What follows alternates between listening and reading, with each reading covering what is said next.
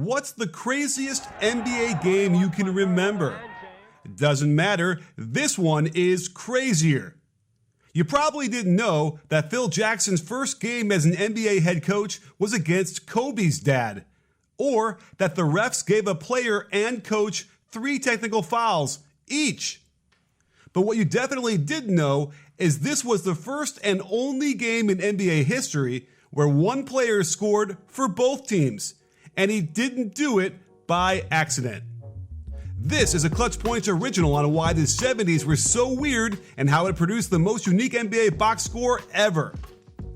On November 8th, 1978, 2 teams featured a flurry of famous parents. The dad of NBA star Mike Bibby, the dad of WNBA MVP Tamika Catchings, and the father of Grammy award-winning artist India ARIE all were a part of a regular season game between the Philadelphia 76ers and New Jersey Nets that day. But before we get into the stars and the strangest NBA box score ever, we gotta talk about the 70s. It was a weird time. Affordable rent, shag carpeting, Star Wars, disco. You really didn't need much more than that. But in the 70s, the NBA needed much more help. There was no three-point line for most of the decade. Some players would spend summers working as insurance salesmen to make extra cash. And NBA Finals games were shown on tape delay after midnight because networks preferred sitcoms over basketball. At the time, all of this was normal. But on November 8th, 1978, the Philadelphia 76ers and the New Jersey Nets made it weird. While both teams weren't the cream of the crop, the Nets had future Hall of Famer Bernard King, and the Sixers boasted future Hall of Famer Julius Erving. King was a star on the rise, and Philly had trouble stopping him. In the third quarter, King drove to the basket and collided with Sixers center Steve Mix. But Bernard King was called for the offensive foul. King argued the call to referee Roger McCann. In response, McCann rewarded him with a technical foul, his second of the game.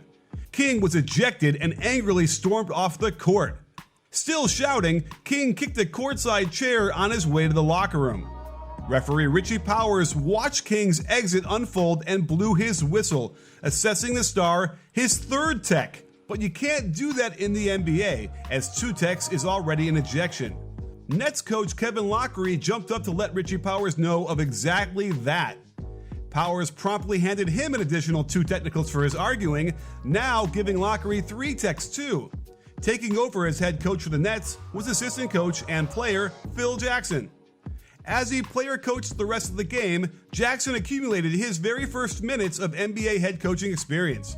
The Sixers won the game in double overtime, and Eric Money scored 37 points for the Nets in the process. But the Nets weren't satisfied. They protested the game to the league, and NBA Commissioner Larry O'Brien wasn't pleased with the ref's performance. O'Brien suspended referee Richie Powers for 5 games because of his onslaught of tees.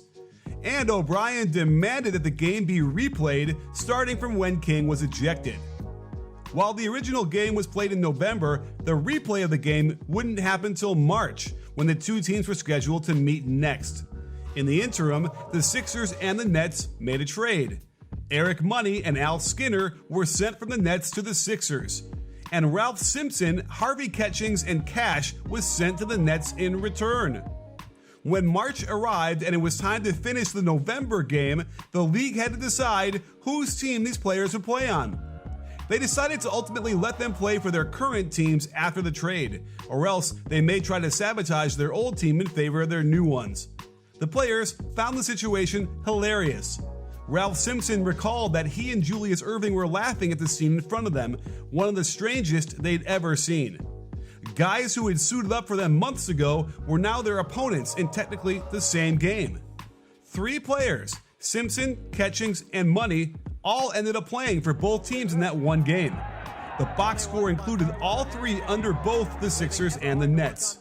But Eric Money was the only one to score for both his new team and his old, scoring 23 points for the Nets in November and 4 points for the Sixers in March. Plus, his 37-point gem in November was largely erased because of the replay. Money will still go down in history as the only player to officially score for both teams in the same game. So that box score of the Nets-Sixers game will forever go down as one of the wackiest scenarios the NBA has ever seen. It included Hall of Famers, the parents of some very famous children, a legendary head coach getting his feet wet, and the most unique box score in history. And just because the NBA can have an unintentional sense of humor, the Nets and Sixers ended up playing each other in the first round of the playoffs that year. The NBA is chock full of crazy stories, but this scenario will never be seen again.